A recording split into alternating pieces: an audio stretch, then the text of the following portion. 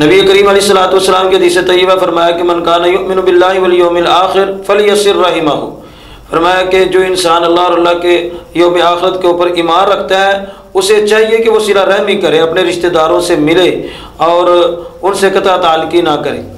मुझे याद आया कि हज़रत अबू बकर सिद्दीक़ रज़ी अल्लाह तआला अन्हु की बेटी हज़रत आयशा सिद्दीक़ा रज़ी अल्लाह तआला अन्हा कि जब उनके ऊपर बुहतान लगा तो बुहतान लगाने वालों में एक ऐसा आदमी भी था कि जिसकी हज़रत अबू बकर रज़ी अल्लाह तआला अन्हु ने कफ़ालत का ज़िम्मा उठाया हुआ था, माज़ूर था और कुछ काम काज नहीं कर सकता था, लेकिन वो भी उन बुहतान लगाने वालों के अंदर शामिल हो गए।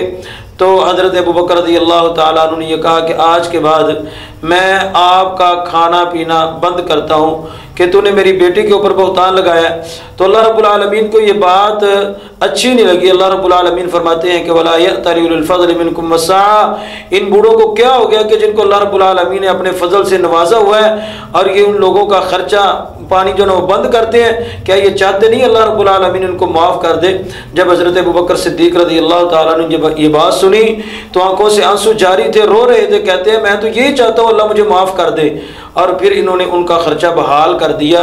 इस वजह से कहीं अल्लाह रब्बुल आलमीन नाराज़ ना हो जाए, कहीं मेरे रिश्तेदार से कता ताल्लुकी ना हो जाए, तो इसके ऊपर हमें ध्यान देना चाहिए। अल्लाह रब्बुल आलमीन समझने की अमल की तौफ़ीक़ अता फ़रमाए।